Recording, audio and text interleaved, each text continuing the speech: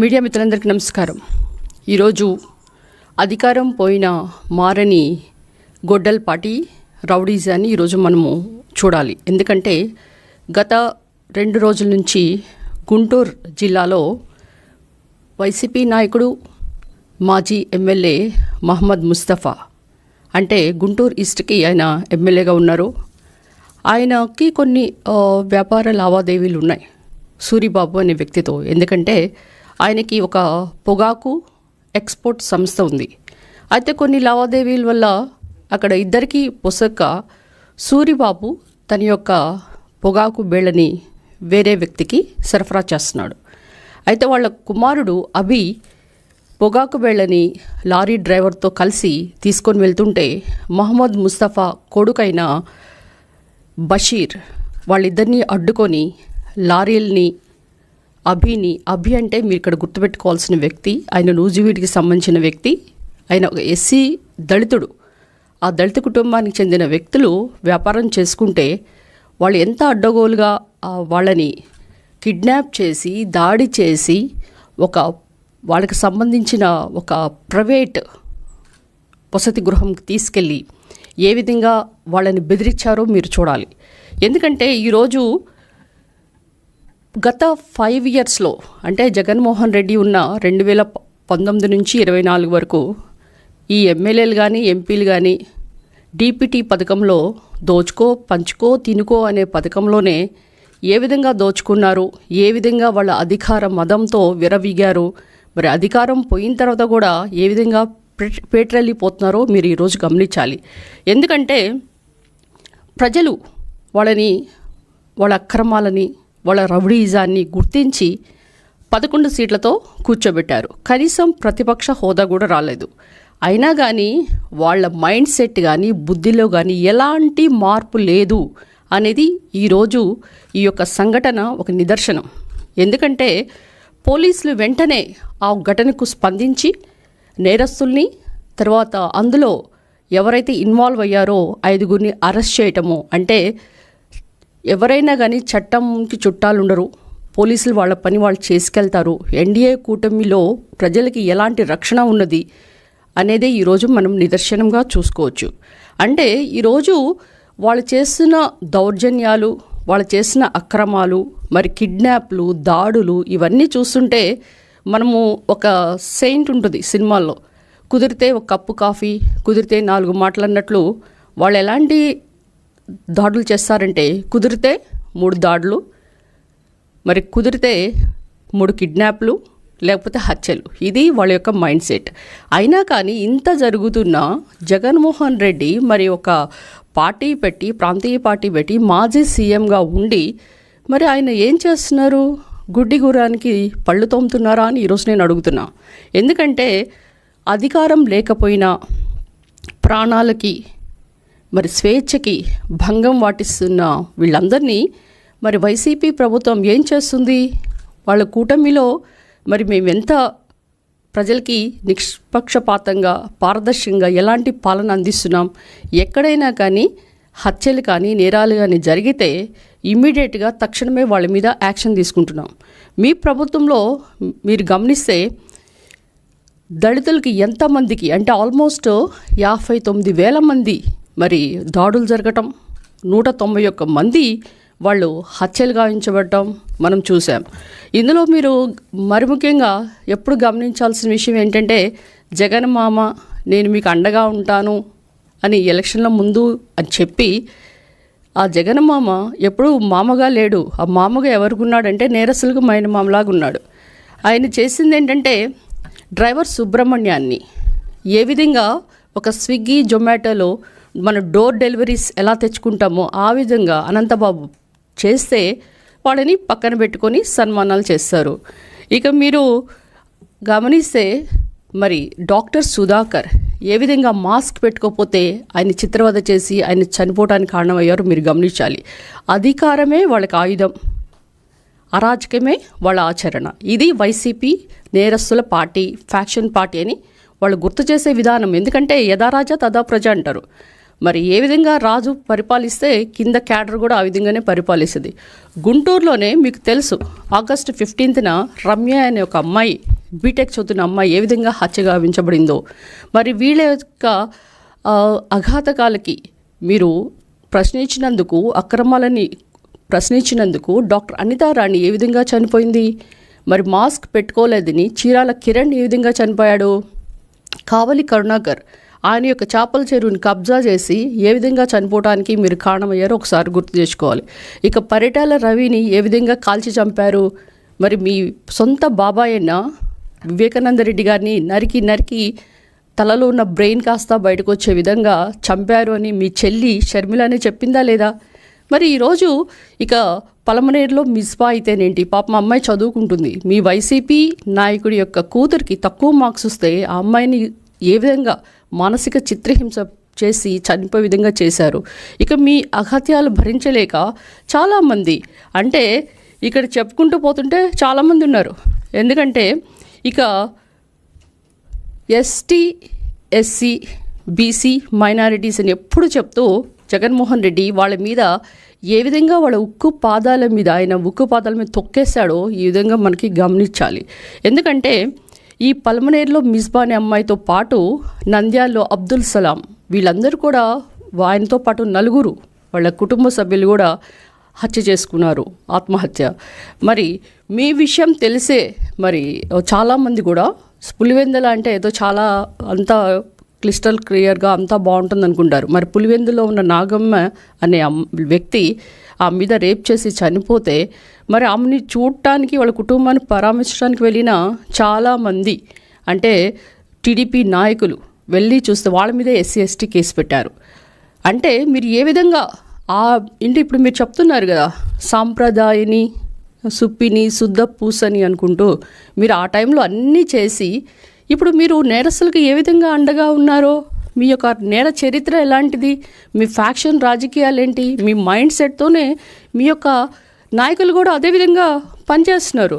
ఇక మీరు రీసెంట్గా గమనించిన, ఎందుకంటే మీరు చెప్పారు ఒకసారి, ఎందుకంటే మీరు సీదిరి అప్పలరాజు దగ్గరికి వెళ్ళారు, ఆయన ఏ విధంగా మీరు సపోర్ట్ చేశారు అంటే, నేరస్తులకి మనము నేరం చేయటం తప్పైతే నేరస్తులకి మనం సమర్థించటం, మరి వాళ్ళని కూడా దోషుల్ని తప్పించటం, నిర్దోషుల్ని దోషులుగా చూపించడం అనేది ఇది తప్పు కాదా? మరి ఇది మాజీ మంత్రి అయిన జగన్మోహన్ రెడ్డి, మాజీ మినిస్టర్ అయిన సీదిరి అప్పలరాజుకు తెలీదా? ఎందుకంటే తన కొడుకు అర్ణవ్ వర్మని తప్పించడానికి తన అనుచరుడైన సిద్ధార్థ్ని ఏ విధంగా దోషిగా నిలబెట్టాడో, తద్వారా ఆయనకి మరి కేసు వేసి మరి ఆయన అరెస్ట్ చేస్తుంటే ఎంత హంగామా క్రియేట్ చేశాడో వాళ్ళని చూసి ఇట్స్ జస్ట్ అన్ యాక్సిడెంట్, చిన్న పిల్లోడు అంటే మీరు చెప్పే విధానాలు ఎలా ఉన్నాయంటే ప్రతి ఒక్కటి కూడా నేరస్తుల్ని చిన్న పిల్లోడు, అమాయకుడు, మరి మరియమ్మని హత్య చేయించడానికి మూలకారకుడైన నందిగాం సురేష్ని మీరేమంటారు? పాపం ది గ్రేట్ నందిగాం సురేష్.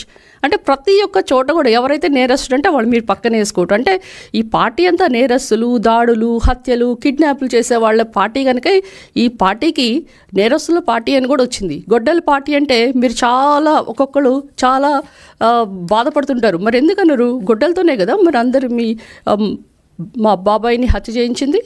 మరి అనకుండా ఏమంటారు? కనుక ఈరోజు మీరు చేస్తున్న అగత్యాలు, అక్రమాలు అన్నీ కూడా ప్రజలు చూశారు. అంతేకాకుండా ఈరోజు నేను ఒకటి చెప్పాలనుకుంటున్నా. ఈ రీసెంట్గా జరుగుతున్న ఇన్సిడెంట్స్ నుంచి మహమ్మద్ ముస్తఫా ఎక్స్ ఎమ్మెల్యే అయిన గుంటూరు ఈస్ట్కి సంబంధించిన వ్యక్తి, ఆయన తాడికొండ నివాసి. నేను కూడా తాడికొండకు సంబంధించిన వ్యక్తిని. నేను అక్కడ ఎక్స్ ఎమ్మెల్యేగా ఉన్నా. ఆయన చరిత్ర ఏంటో తెలుసా మీకు? ఒక ఐస్ ఫ్రూట్ అమ్ముకునేవాడు. అంటే ఐస్లు అమ్ముకొని ఆయన స్టార్టింగ్ ఎలాగా మరి ఆయన జీవితం స్టార్ట్ చేశాడో తాడికొండలో మీకు తెలియాలి. అలాంటి వ్యక్తి ఐస్ ఫ్రూట్స్ అమ్ముకొని, నేను కూడా చాలాసార్లు ఆయన దగ్గర కొనుక్కున్నాను చిన్నప్పుడు. ఆ తర్వాత ఒక సర్పంచ్ అయ్యి తర్వాత ఈ పొగాకు బెళ్ళ వ్యాపారం స్టార్ట్ చేసి ఒక సర్పంచ్ నుంచి ఏ విధంగా ఎమ్మెల్యే అయ్యాడంటే మరి ఆయన దగ్గర ఎంత అక్రమార్జన ఉందో మీరు గమనించాలి. ఎందుకంటే ఈరోజు ఆయనకి అక్రమాలని నేనంటూ లేదు. ఆయన చేసిన పనులు ఎలా ఉన్నాయంటే, ఒక హర్బల్ ఆయిల్, హర్బల్ సోప్స్, ఇందులో ఆయన పెట్టేదేంటి? రసాయనాలు, తర్వాత సింథటిక్ మెటీరియల్స్. తద్వారా చాలామంది గుంటూరులో ఉన్న వ్యక్తులందరూ కూడా వాళ్ళు ఎలర్జీస్ రావటం, జుట్టు ఊడిపోవటం, చాలా కంప్లైంట్స్ చెప్పారు. అయినా కానీ ఆ యొక్క నిరసనలు కానీ ఆరోపణలు కానీ విన్నా నాదుడే లేదు. ఈయన అక్రమార్జనకు సంబంధించి విషయాలన్నీ కూడా ఐటీ పీపుల్కి తెలిసి ఐటీ రైట్స్ అయినాయి. ఎవరి మీద అయినాయి? వాళ్ళ సోదరుడైన కర్ముమా, తర్వాత వాళ్ళ సన్నిన్లా అయిన షబ్బీర్. సో వీళ్ళ యొక్క ఆఫీసెస్ మీద, ఇళ్ళ మీద రైట్ చేసిన విషయం మీకు తెలీదా? అంటే ఏంటంటే అక్రమార్జనలు చెయ్యాలి, అక్రమార్జనలో మీకు వాటా ఇవ్వాలి, తాడేపల్లి ప్యాలెస్కి వెళ్ళాలి. తర్వాత ఈ అక్రమార్జన దాచిపెట్టుకోవడానికి కూతురైన నూరి ఫాతిమాకి టికెట్ ఇచ్చి నేను రాజకీయాల నుంచి తప్పించుకుంటున్నానని శుద్ధపూసలాగా మాట్లాడటం. తర్వాత ఇక్కడ నుంచి సపోజ్ ఈ అక్రమాలు కనుక బయటపడతాయి, ఈ నూరి ఫాతిమా వాళ్ళ యొక్క హస్బెండ్ అయిన షబ్బీర్ ఇద్దరు కూడా గ్రీన్ కార్డ్ హోల్డర్స్. అంటే అక్రమాలు బయటపడితే అమెరికా జంప్. అంటే వీళ్ళు ఏ విధంగా, అంటే alternate plan A, plan B ఏ విధంగా చేసుకుంటారో ఈరోజు ఈ యొక్క హిస్టరీ, అంటే ఈ ఇన్సిడెంట్స్ వల్ల మనకి బయటపడుతుంది. ఇక ఈరోజు అక్రమార్జనలతో సెటిల్మెంట్స్ చేసుకోవటం అనేదే ఈరోజు మరి మొహమ్మద్ ముస్తఫా అయితేనేంటి, వాళ్ళ కొడుకు బషీర్ అయితేనేంటి, తర్వాత వాళ్ళ అల్లుడు షబ్బీర్ అయితేనేంటి, వాళ్ళ తమ్ముడు సోదరుడైన కర్ము అయితేంటి, వీళ్ళందరూ కూడా డబ్బుల కోసం చట్టాలని తన చుట్టాల్లాగా చేసుకొని వ్యవస్థలన్నీ బెదిరించి మరి కిడ్నాప్ కేసు జరుగుతున్నప్పుడు ఇంత ఎస్సీ ఎస్టీ అట్రాసిటీ కేసు మరి వాళ్ళ కొడుకు మీద, మరి బషీర్ మీద పడ్డప్పుడు మరి ఆయన దీని గురించి ఎంత చెల్లించాలి?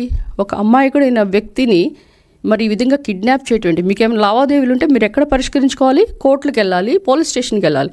అలా కాకుండా చట్టాన్ని మీ చేతిలో తీసుకుంటారు. అంటే అధికారం ఉన్నప్పుడేమో పెట్టరేగిపోయారు, ఇప్పుడు అధికారం పోయినా కానీ మీ యొక్క మైండ్ సెట్ నైజం మారలేదని ఇది ఒక నిదర్శన. మరి ఇంకోటి ఏంటంటే ఆయన డైరెక్ట్గా పోలీస్తోనే మాట్లాడినట్టు పోలీసుల కాల్ రికార్డు కూడా ఉంది. మొహమ్మద్ ముస్తఫా ఫోన్ చేసి చెప్పాడు. ఇక అలవాటైన ఫ్యాక్షన్ రాజకీయాలు, రౌడీజం, బెదిరింపులు, ఇవన్నీ కూడా మొహమ్మద్ ముస్తఫా ఆయన వాడి కొడుకు వీళ్ళందరూ కూడా వైసీపీ హయాంలో అలవాటైన అలవాట్లు మార్చుకోలేదు. ఇప్పటికన్నా వాళ్ళు ఎన్డీఏ కూటమి అంటే ఎంత స్ట్రిక్ట్గా ఉంటుందో, పోలీసులు ఎంత ఫాస్ట్ ట్రాక్లో పనిచేస్తున్నారో మీరు ఒకసారి గుర్తించాలి. అయితే ఇప్పుడు నేను అడిగేది ఒకటే, ఇంత ఒక ఎస్సీ దళితులు అయిన మరి అభి వాళ్ళ కుటుంబం, సూరిబాబు వీళ్ళందరూ మరి కిడ్నాప్ గురయ్యి ఎంత మానసిక వధ భరించి మరి ఎంతో వాళ్ళు ఏదో చిన్న చిన్న వ్యాపారాలు చేసుకుంటే వాళ్ళు దౌర్జన్యాలు చేస్తున్న ఈ కిడ్నాప్కి సూత్రధారులైన మొహమ్మద్ ముస్తఫా, బషీర్ వీళ్ళిద్దరినీ పోలీసులు తక్షణమే చట్టపరమైన చర్యలు తీసుకోవాలని కూడా నేను డిమాండ్ చేస్తున్నా. ఎందుకంటే ఇదంతా కూడా జగన్మోహన్ రెడ్డి గారి దగ్గర నుంచి వచ్చిన విద్యే. ఎందుకంటే ఆయన వెళ్తున్నప్పుడు కనీసం ఆ కారు కింద సింగయ్య అనే వ్యక్తి తల పడ్డప్పుడు కనీసం ఆయన తీసుకెళ్ళి హాస్పిటల్ చూపించాడా? లేదు. ఆ తలని కాస్త పక్కగా వేసేసి వెళ్ళిపోవటం. తర్వాత ఈ సీదిరి అప్పలరాజు కొడుకు మరి అక్కడున్న ఎవరైతే ఆ గొర్రెల కాపరి, ఆయన ఎప్పుడైతే ఆయన యాక్సిడెంట్ అయిందో, ఆయన యాక్సిడెంట్ అయిన తర్వాత చావు బతుకుల్లో కనీసం కొట్లాడుతుంటే తీసుకెళ్ళి హాస్పిటల్లో కూడా చూయించకుండా సీదిరి అప్పలరాజు ఏం చేశాడు? ఆ దానయ్య అనే వ్యక్తిని అక్కడ వదిలేసి గొర్రెల కాపరిని, మరి ఆయన పాపం 2 బిడ్డల తండ్రి, మరి నీకు కూడా 2 బిడ్డలు ఉన్నారు కదా, నీ కొడుకుని అర్ణవర్మన్ మాత్రం ఇమ్మీడియట్గా ఫస్ట్ ఎయిడ్ ఇప్పించి ఆయన మాత్రం సెక్యూర్ చేసుకొని ఇమ్మీడియట్గా ఆ కేసుని వేరే వాళ్ళ మీద ట్రాన్స్ఫర్ చేయించి, అంటే సిద్ధార్థ్ అనే వ్యక్తిని అందులో ఆయనే నడుపుతున్నాడని చూపించి, అంటే ఈ విధంగా చూస్తుంటే మీరంతా ఎట్లా తయారారంటే ఏ విధంగా అక్రమార్జనలు దాచుకోవాలి, కేసులను ఎలా తారుమారు చేయాలి, అబద్ధాలే ఆయుధంగా ఏ విధంగా పని చేయాలి, ఏ విధంగా అయినా మనము అధికారం తీసుకురావాలన్న ఆలోచన తప్పితే మీ యొక్క అరాచకమైన ఆచరణ అనేది ప్రజలు ఒప్పుకోరు.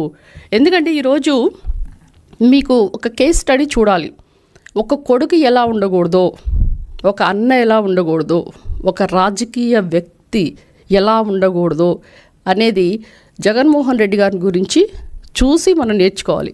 అంటే ఎందుకంటే మనం ఒక డాక్టర్గా నేను చేసినప్పుడు ఒక కేసు ఇస్తాం మా కింద స్టూడెంట్స్కి. ఆ విధంగా ఈరోజు ఒక జగన్మోహన్ రెడ్డి గారి కేస్ స్టడీని ప్రజలకి చూపించాలి. ఎందుకంటే ఇలాంటి రాజకీయాలు, ఈ యొక్క అక్రమార్జనలు, ఈ విధంగా రౌడీజాలు, ఆకు రౌడీలాగా, వీధి రౌడీలాగా మీరు పనిచేస్తే రానున్న రోజుల్లో ఈ యొక్క వైసీపీ పార్టీ అనేది ఎంత ప్రమాదకరమైనదని ప్రజలు కూడా గుర్తించారు కనుకనే మీకు 11 సీట్లు ఇచ్చారు. అయినా కానీ మీరు ఇంకా మారలేదు. ఇంకా చాలామంది అక్కడ గుంటూరులో ఉన్న ఇప్పుడు ప్రజెంట్ ఎమ్మెల్సీ అనుకుంటా, ఏదన్నా పెళ్ళిళ్ళు కానీ ఏదైనా పబ్బాలు జరుగుతున్నప్పుడు అక్కడ ఏమైనా చైన్లు పోయినా లేకపోతే ఏమైనా వస్తువులు పోయినంటే ఆ ఎమ్మెల్సీ అనుచరులు వచ్చారా చూడండి రా అంటారు. అంటే ఆ విధంగా అంటే అక్కడున్న వాళ్ళందరూ అదే మైండ్ సెట్లో పనిచేస్తున్నారు. ఇక చాలా విషయాల్లో ఇక వాళ్ళ అనుచరులు అయితే వెళ్తూ కారులో పక్కనున్న గొర్రెలను మేకలను కార్లో వేసుకొని వెళ్ళిపోవటం. అంటే ఇక వాళ్ళ దౌర్జన్యాలు ప్రశ్నించే వాళ్ళు లేరు. మేము ఏ విధంగా కూడా దందాలు చేస్తాం, కిడ్నాప్లు చేస్తాం, అక్రమాలు చేస్తాం, మా ఇష్టం అని మీరు బిహేవ్ చేస్తే పోలీసులు ఏమి వదిలిపెట్టరు. ఇప్పుడు రానున్న రోజుల్లో ఈరోజు ఎన్డీఏ కూటమి నుంచి పోలీసుల్ని మేము అడుగుతున్నాం, తక్షణమే ముస్తఫా వాళ్ళ కొడుకైన బషీర్ని ఈ యొక్క ఏదైతే ఈ కిడ్నాప్కి సూత్రధారులైన వీళ్ళిద్దరిని కూడా మీరు తక్షణమే తగిన చర్యలు తీసుకోవాలని కూడా కూటమి ప్రభుత్వం నుంచి నేను డిమాండ్ చేస్తున్నాను. Thank you.